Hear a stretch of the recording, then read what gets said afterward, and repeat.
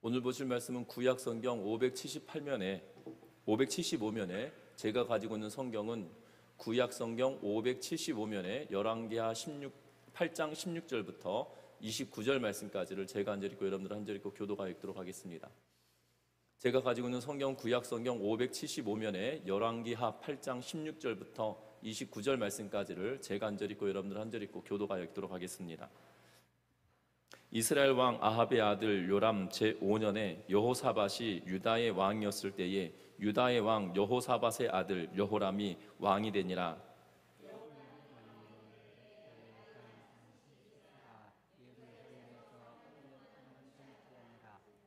그가 이스라엘 왕들의 길을 가서 아합의 집과 같이 하였으니 이는 아합의 딸이 그의 아내가 되었음이라. 그가 여호와 보시기에 악을 행하였으나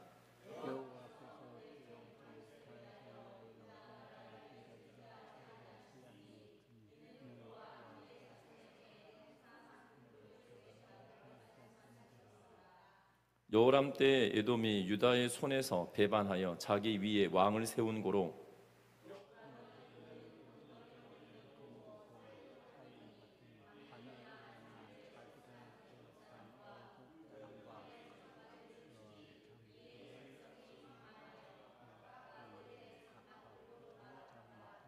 이와 같이 에돔이 유다의 수하에서 배반하였더니 오늘까지 그러하였으며 그때 림나도 배반하였더라.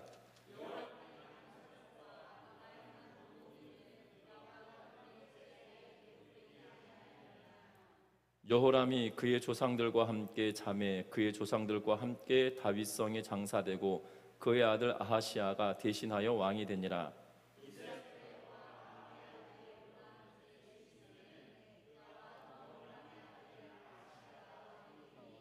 아하시아가 왕이 될 때에 나이가 12세라. 예루살렘에서 1년을 통치하니라. 그의 어머니의 이름은 아달랴라. 이스라엘 왕 오므리의 손녀이더라.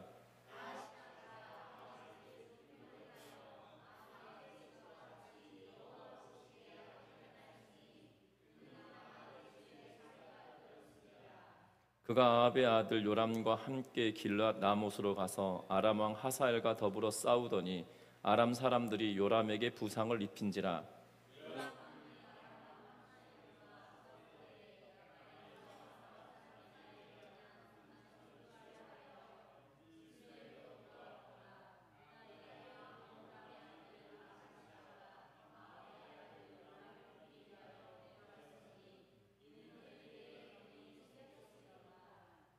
아멘. 우리 서로 인사 나누고 말씀 나눕니다. 사랑하고 축복합니다. 우리의 신앙생활은 항상 행복한 결말로 끝나가게 되는 것을 보게 됩니다. 물론 신앙을 지킨다는 것은 반드시 행복을 추구하기 위하여서 이 신앙생활 하는 것은 아닙니다. 그러나 신앙의 결말은 승리와 더불어 행복으로 귀결되어져 가는 것들을 보게 됩니다. 만일 그리스도 안에서 우리가 바라는 것이 다만 이생뿐이면 모든 사람 가운데 우리가 더욱 불쌍한 자리라 라고 고린도전서 15장 19절 말씀에서 기록하고 있는 것을 보게 됩니다. 사도 바울은 신앙으로 일관된 이 사람의 일생은 반드시 하나님의 보상과 상급이 있다라는 의미로 말하고 있는 것처럼 보여진다는 거죠. 그래서 그리스도 안에서 우리의 바라는 것이 다만 이생뿐이면, 다시 말하면 우리가 이 땅의 삶을 살아갈 때 그리스도 예수 안에 있다고 하면서 우리가 바라는 것이 이 땅에 있는 것만 바라고 살아간다라면 진짜 불쌍한 사람이다라고 말하고 있다는 거예요. 결국 뭐냐면 우리의 일생은 주 안에 있다라면 결국 하나님께서 부어주시는 것이 있는데 그것을 바라고 살아가는 것이 마땅하다라고 이야기하고 있는 것을 보게 됩니다. 또한 성경은 꾸준히 믿음으로 지켜가는 사람들을 두고 뭐라고 평가하고 계시냐면 착하고 충성된 종이다라고 이야기하고 있는 것을 보게 됩니다. 믿음의 사람들은 결국 하나님의 말씀을 붙들고 끝까지 믿음의 경주를 하며 믿음의 선한 싸움을 싸워서 결국 면류관을 얻는 것과 같은 그러한 삶을 사는 것이 그리스도인이다라는 사실입니다. 이러한 삶을 살아왔던 인물들 가운데 대표적인 인물이 있다라면 구약에는 욥이라고 하는 인물일 것입니다. 욥을 생각해 보면 원인을 알 수 없는, 욥의 입장에서 보면 원인을 알 수 없는 고난을 당한 사람이 바로 욥입니다.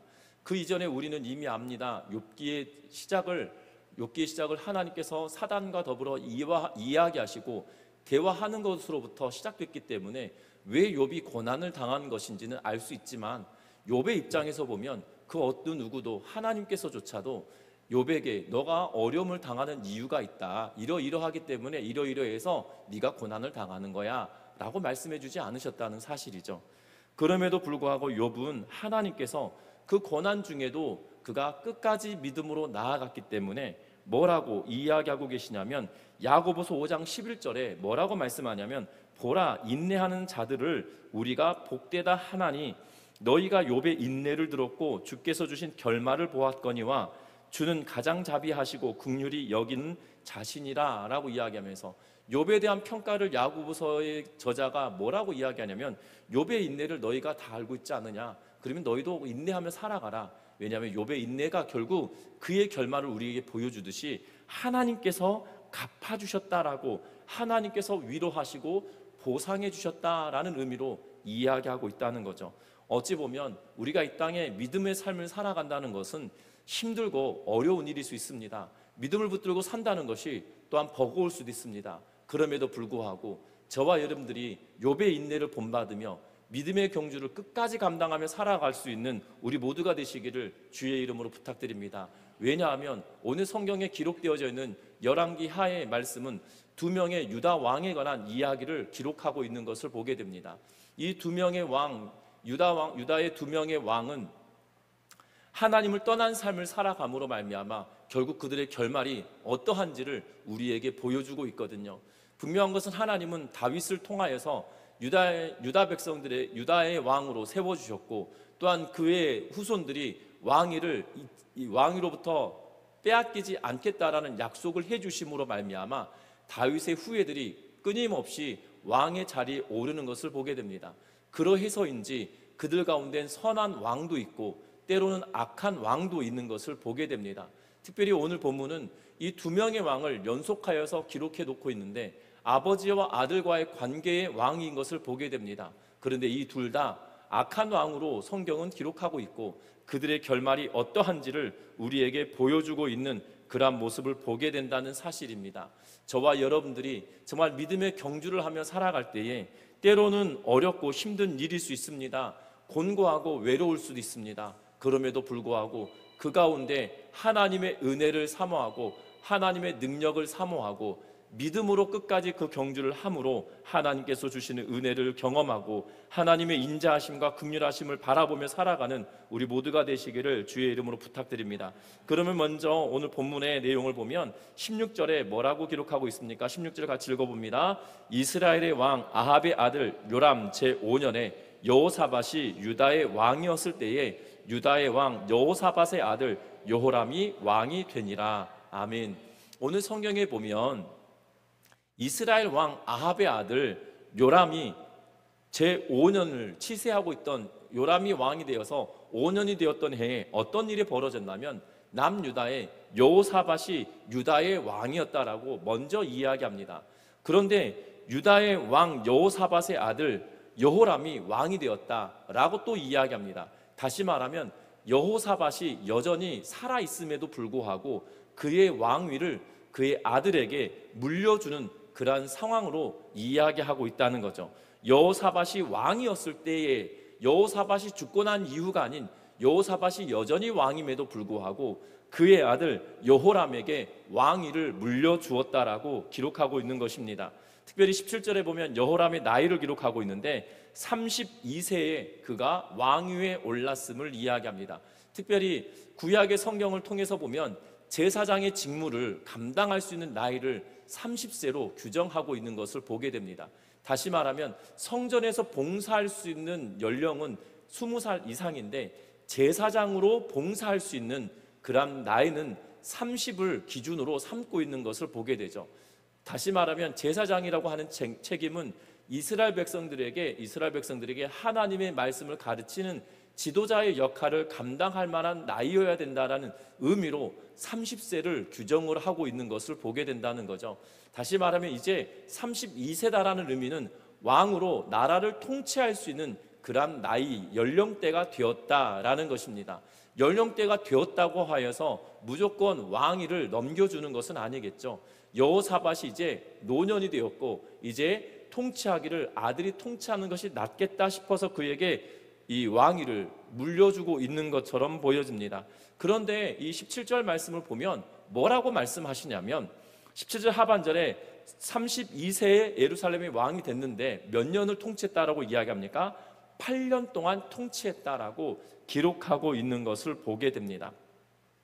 여러분들 유다의 왕들 특별히 열왕기를 기록할 때 뭐라고 기록하고 있냐면 누가 죽고 누가 왕이 올랐다라고 이야기를 합니다. 몇 년 동안 누가 몇 년 동안 왕이 통치하였고 그가 죽으니 누가 왕위에 올랐더라 라고 이야기하며 그 중간에 때로는 누구의 아들 누구가 라고 하면서 그의 어머니의 이름을 기록해 놓기도 하고 때로는 아버지의 이름을 따서 그대로 기록해 놓기도 하는데 오늘 본문에 보면 여호사밧이 여전히 왕위에 있었고 그리고 왕위를 물려주고 난 이후에 8년 만에 그가 통치를 끝내고 죽게 되었다라고 이야기하고 있는 것을 보게 됩니다.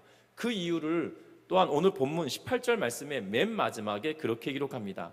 여호와 보시기에 악을 행하였으나 라고 이야기하고 있는 것을 보게 되죠. 이 여호람 왕은 악을 행하였기 때문에 짧은 치세의 기간을 보내고 있다라고 지금 열왕기를 기록하고 있는 이 열왕기를 기록하고 있는 저자는 우리들에게 말하여 주고 있는 것을 보게 됩니다. 특별히 열왕기를 기록할 때 열왕기에서 왕들 가운데 일찍 죽게 되어지는 경우는 대부분 어떠한 경우를 두고 있냐면 하나님의 심판으로 그들이 오랜 통치를 하는 것이 아니라 짧은 이른 죽음을 맞이하게 되어지는 것으로 보여지고 있다는 거예요. 특별히 북이스라엘의 왕들 가운데 특별히 3일 천하로 끝나는 왕들도 있어요. 그러니까 왕으로 등극하자마자 또 반란이 일어나서 며칠 만에 왕위에서 폐위당하는 모반당해서 죽게 되어지는 경우들을 보게 됩니다. 그 모반당하는 대표적인 인물이 이 오므리에 바로 앞섰던 왕이거든요. 그런데 오므리에 의하여서 왕자가 확 바뀌게 되어지죠. 다시 말하면 짧은 기간 동안 치세를 하게 되어지는 짧으면 짧을수록 어떠한 의미를 가지고 있냐면 악한 왕인 것처럼 비추고 있는 것이 열왕기의 저자의 의도인 것 같아요. 다시 말하면 지금 유다 왕들 가운데 치세를 하는 기간들에 대하여 일일이 나열하고 있지 않지만 적어도 오늘 이 본문에 기록하고 있는 여호람이라고 하는 왕은 8년 동안 치세하였다라고 이야기하고 있으므로 그가 짧은 기간을 하였는데 그 짧게 왕위에 있었던 이유를 우리가 18절 하반절에 여호와 보시기에 악을 행하였기 때문이다 라고 말하고 있다라는 사실이죠. 분명한 것은 하나님께서 이스라엘 백성들에게 또한 유다 왕들을 주실 때 특별히 왕위에 올라 있는 동안에 하나님의 뜻대로 행하면 하나님께서 그들을 붙드시고 또한 그들에게 하나님의 뜻을 이루도록 만들어가고 계시는 것을 보게 되죠. 그런데 오늘 이 여호람이라고 하는 왕은 어떠한 행적을 하고 있냐면 18절 상반절에 이스라엘의 왕들의 길을 가서라고 이야기합니다. 그리고 아합의 집과 같이 하였다라고 말하고 있는 것을 보게 되죠. 그 이유는 아합의 딸이 그의 아내가 되었기 때문이다 라고 기록하고 있는 것을 보게 됩니다. 다시 말하면 여호람이 악한 왕이어서 짧은 기간에 이 왕으로서 삶을 살아갔는데 이 왕으로 삶을 살아갈 때 악한 왕이 되었던 이유는 그가 이스라엘 왕들의 길을 쫓았다.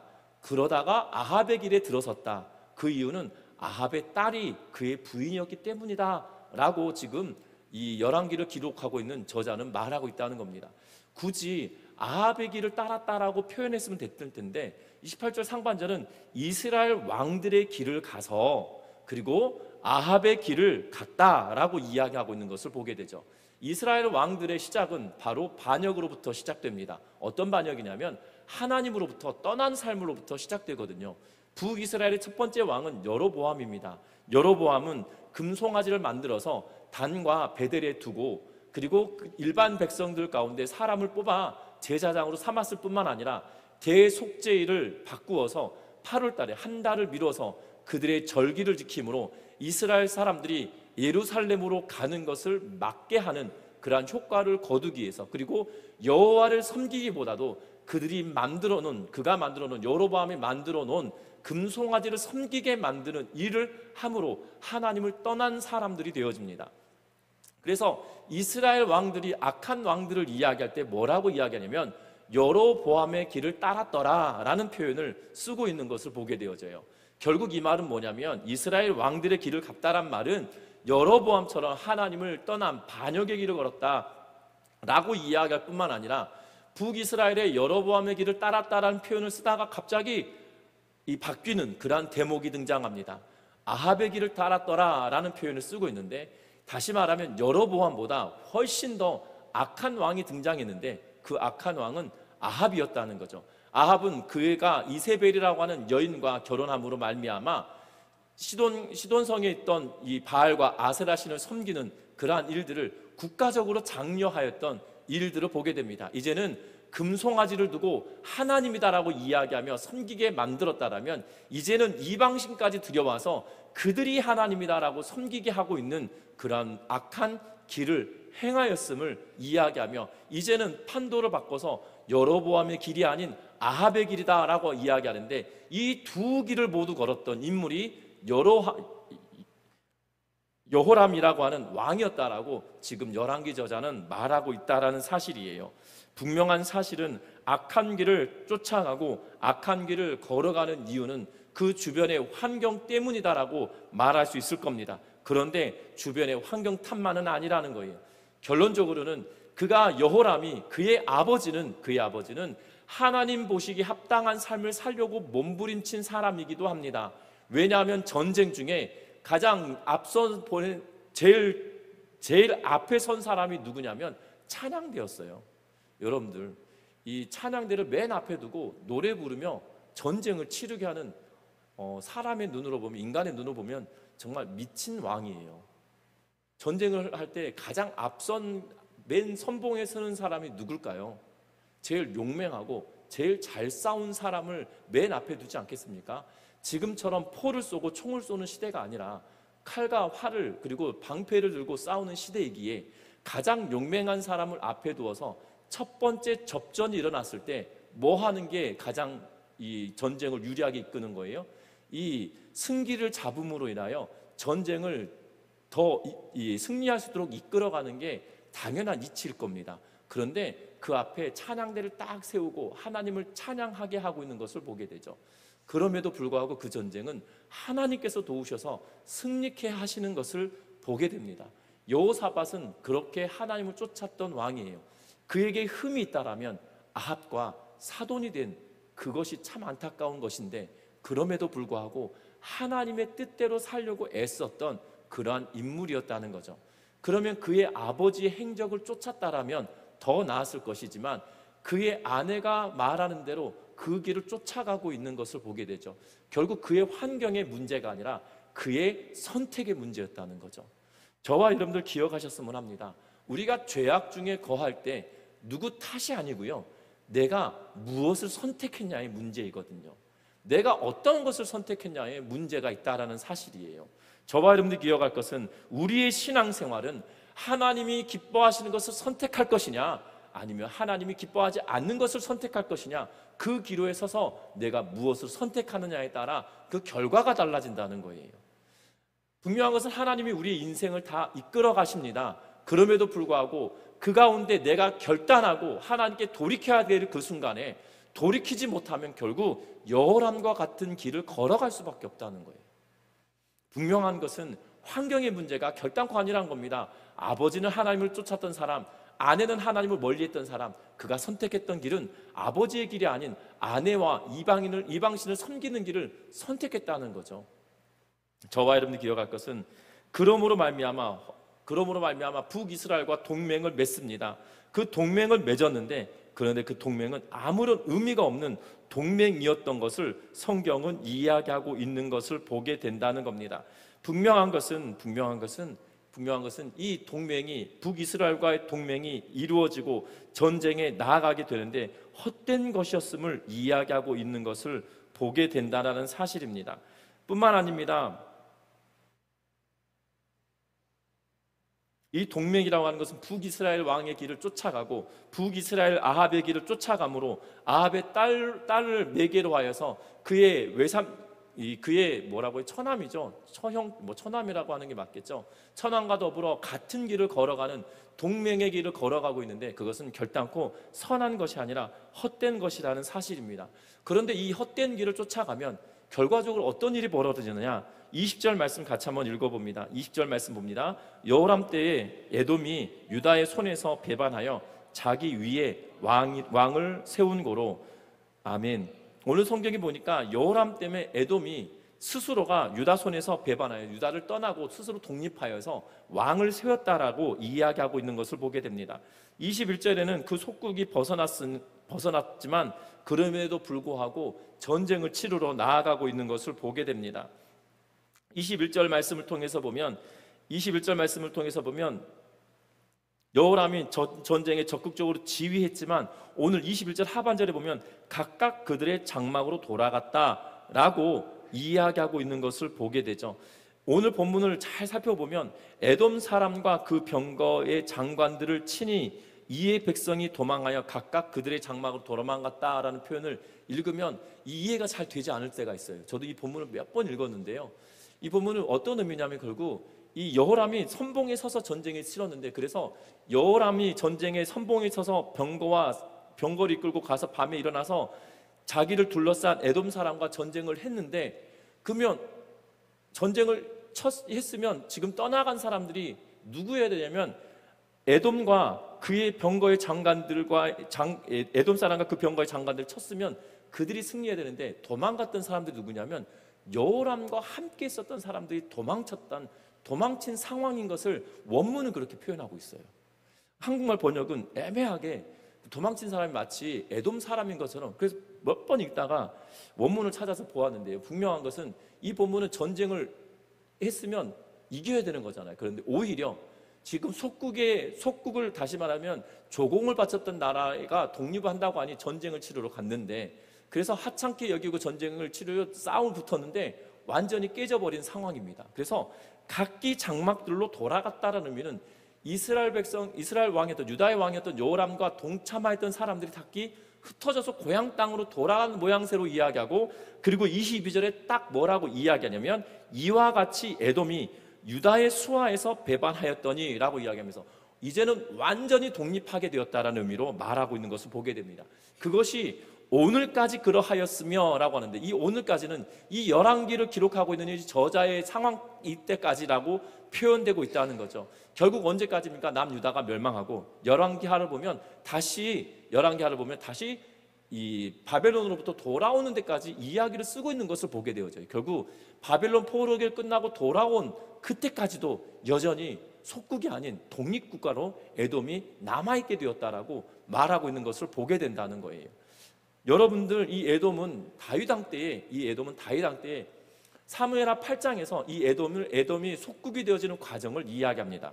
하나님의 뜻을 쫓아 살아갔던 다윗에게 하나님께서 은혜를 베푸셔서 이 에돔을 속국으로 삼게 하고요. 그리고 에돔을 속국으로 삼게 하고, 그리고 다윗에게 하나님이 승승장구하도록 만들어 주셨던 사건들을 보게 된다는 거예요. 어떻게 보면 이 에돔의 사건을 이 여호람 왕의 여러 치적이 있었을 것임에도 불구하고 이 단적인 하나를 딱 세워둠으로 말미암아 하나님을 떠나고 이방인의 왕, 특별히 북이스라엘 왕들의 길을 쫓아감으로 말미암아, 아합의 길을 쫓아감으로 말미암아 하나님께서 그를 악하라라고 평가하시고, 그러므로 말미암아 8년이라고 하는 짧은 왕위의 길을 걸었지만 그 가운데 8년이라는 기간 동안에 이거 하나만 큰일이었겠어요? 그런데 에돔이 독립한 사건을 기록하면서 하나님의 뜻대로 행하였던 다윗 왕 때 속국으로 삼았던 그 과정들을 다 기억하게 하시며, 지금 에돔이 독립한 사건을 이야기하면서 하나님을 멀리 떠나고 나면 결국 쇠약해지는 것에 대한 이야기를 하고 있는 것을 보게 된다는 거예요. 왕만 잘못됐다라고 이야기하신 것이 아니고요, 그 결과로 나라가 연약해져 버리는 상황을 이야기하고 있다는 거예요. 에돔이 속국으로부터 독립된 이유가 뭡니까? 그 속국이 그 주군으로부터, 주된 나라로부터 벗어날 만한 힘과 역량을 있다는 거죠. 그럼 둘 중에 하나예요. 속국이었던 에돔이 힘이 커졌거나, 아니면 그 주군이 되었던 나라가 점점 다 가지고 있든지 둘 중에 하나잖아요. 그러면 에돔은 어찌 보면 똑같거든요. 그런데 똑같은 나라였지만 속국에서 독립국이 되는 이유는 바로 유다가 연약해져 버렸기 때문이라는 거예요. 결과적으로는 여호람이 하나님을 멀리함으로 말미암아 그의 세력도 하나님께서 돌보아주지 않으심으로 연약해져 가고 있는 그러한 상황을 말하고 있다는 겁니다. 뿐만 아닙니다. 이제 여호람이 죽습니다. 여호람이 죽고 난 이후에 그의 아들 아하시아가 왕으로 등극하게 되어지죠. 그 나이가 12세가 되었다라고 이야기합니다. 여호람은 오히려 나이가 있었기 때문에 왕으로 될 만한 나이가 되어서 30이 넘었기 때문에 왕위로 오를 수 있었지만 그의 아버지가 죽음으로 말미암아 그의 아들이 아하시아가 대신하여 왕이 되었는데, 이제는 아버지가 살아있는 상황이 아니기 때문에 어린 나이임에도 불구하고 12살밖에 되지 22세밖에 되지 않았음에도 불구하고 그가 왕에 오르게 되어지는 것을 보게 됩니다. 그런데 오늘 본문은 참 독특하게 이야기합니다. 26절 말씀 같이 읽어봅니다. 아하시아가 왕이 될 때의 나이가 22세라 예루살렘에서 1년을 통치하니라. 그의 어머니의 이름은 아달랴라. 이스라엘 왕 오므리의 손녀이더라. 아멘. 여기서는 이스라엘 왕 오므리의 손녀로 아달랴를 소개하고 있는데, 그 뒤에 27절은 뭐라고 이야기하냐면 아하시아가 아합의 집 길로 행하여 아합의 집과 같이 여호와 보시기에 악을 행하였으니 그는 아합의 집의 사위가 되었음이라 라고 이야기하면서 그의 아버지가 아합의 사위였다라고 이야기하고 결국 아합의 딸이었던 거잖아요.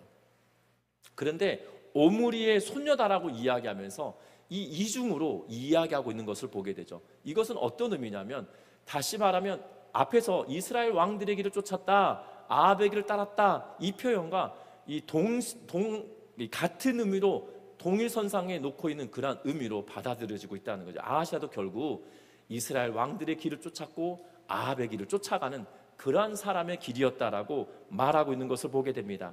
여기서 치세의 기간은 몇 년입니까? 1년밖에 되지 않았다는 거예요.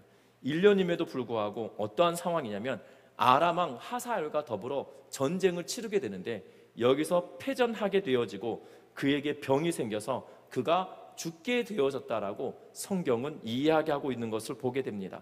아하시아가 유다의 새로운 왕이 됐습니다. 그런데 그의 어머니 아달랴의 영향을 받아서 할아버지의 길이 아닌 아버지의 길을 쫓아가게 되고, 정말 불의한 이들과 엮여서 그 관계를 청산하지 못하고 불의의 길을 쫓아가고 있는 그러한 모습을 보게 되죠.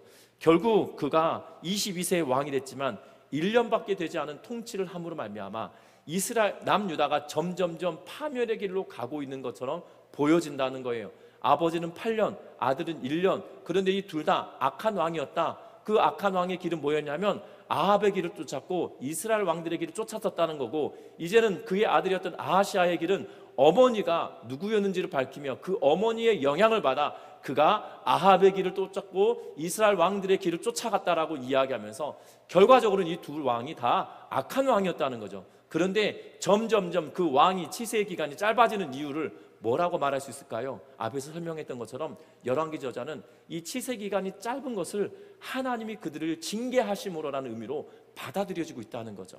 그러한 의미로 사용하고 있다는 거예요. 그들의 치세 기간을 그러한 의미로 사용하고 있다는 거죠. 짧았다는 의미가 무엇인가요? 그만큼 더 여호람보다 더 악한 시대를 만들어낸 왕이 되어서 파멸의 길로 가고 있는 그러한 일들을 보게 된다는 겁니다. 왕이 1년밖에 되지 않았어요. 22년 동안 왕위로 1년밖에 되지 않았습니다. 우리는 열왕기의 내용들을 다시 한번 더 살펴보게 될 테지만 이 아달랴로 말미암아 유다의 엄청난 이 편지풍파가 일어나고 있는 것을 보게 되죠. 분명한 것은 저와 여러분들이 정말 파멸의 길을 선택하는 것이 아니라 악한 길을 떠나 하나님이 기뻐하시는 길을 선택하며 나아가는 믿음의 성도님들 되시기를 주의 이름으로 부탁드립니다. 여러분들 바르게 선택하고 잘 선택할 수 있는 방법은 무엇일까요? 그러면 잘 선택하고 바르게 선택할 수 있는 방법은 무엇일까요? 그것은 다른 것이 아닙니다. 더 많은 하나님의 뜻과 하나님의 말씀을 소유해야 된다는 사실이에요. 우리는 성경을 볼 때 편파적으로 보게 되면 파편적으로 보게 되면 우리는 하나님의 뜻을 부분적으로밖에 알 수 없다는 거예요. 여러분들 아이들이 어릴 때 조각 퍼즐이 있잖아요. 이렇게 그림이 있으면 그림에 조각이 있어서 그것을 드러내고 그 바닥에 모양이 있으면 그것을 따라 이렇게 맞추게 되잖아요. 처음에는 뭐 4조각짜리를 붙이게 하고 좀 더 늘어나면 8조각을 붙이게 하고 좀 더 아이가 크면 32조각짜리 붙이게 하고 좀 더 능력이 되면 100조각짜리를 붙이게 하고 그러다 요새 어른들 가운데 100조각이 아니라 정말 1000조각짜리인 것 같아요. 이렇게 큼지막한데 조각은 조금 해가지고 마치 그 명화들을 이렇게 조립하는 그런 이 놀이인 것처럼 보여지는데요. 여러분들 이것을 잘 맞히는 방법은 뭘까요? 잘 맞히는 방법은 위에 있던 그림을 내가 얼만큼이나 머릿속에 인식하고 있냐는 거고, 또 아래판도 마찬가지로 이 그림을 볼 때 이 조각에 붙어있는 그림의 모습이 어느 위치에 들어갈 수 있을까를 명확하게 분별해낼 수 있을 때 가능하거든요. 그것은 그 그림을 전체적으로 내 머릿속에 얼마나 담고 있느냐, 담고 있지 않느냐의 차이로부터 시작되는 것 같아요. 여러분들 기억할 것은 우리가 하나님의 말씀을 내 머릿속에 얼마만큼이나 담아놓고 있냐의 문제라는 거죠. 그래야 어떤 것을 선택하고 어떤 것을 바라보고 나아갈 수 있을지 명확하게 볼 수 있다라는 사실입니다. 저와 여러분들이 정말 바른 길을 선택하고 바른 일을 행함으로 말미암아 세상 가운데 악한 길로가 파멸로 이르는 것이 아닌 하나님이 기뻐하시는 것을 선택함으로 말미암아 파멸의 길이 아닌 영화의 길로 갈 수 있는 은혜가 있으시기를 주의 이름으로 부탁합니다. 왜냐하면 서론에서 말씀드렸지만 성경은 믿음의 사람들은 행복을 추구하며 삶을 사는 것은 아니지만 믿음의 길을 걸어가는 이들에게 하나님은 상급을 주시는 이시다라고 하면서 그 결말이 행복한 결말이다라고 우리에게 말씀해 주고 있기 때문이라는 거예요. 결국 우리가 선택하는 것은 파멸의 길이 아닌 행복의 길을 선택하고 영화의 길을 선택하고 하나님이 회복시켜 주시고 하나님이 위로하여 주시는 그 길을 선택함으로 말미암아 우리의 믿음의 길이 기쁨과 감사가 넘치는 은혜의 길이 되시기를 주의 이름으로 축원합니다. 세상의 길을 걸어가지 않고 하나님의 길을 걸어가며 학연이나 지연이나 혈연 때문에 우리의 의지가 흔들리는 것이 아니라 하나님의 말씀에 쫓아 그 말씀을 붙들므로 세상을 본받지 않고 하나님 앞에 진실함과 정직한 길을 선택함으로 순전한 길을 걸어가는 우리 모두가 되시기를 주의 이름으로 부탁드립니다. 기도합니다.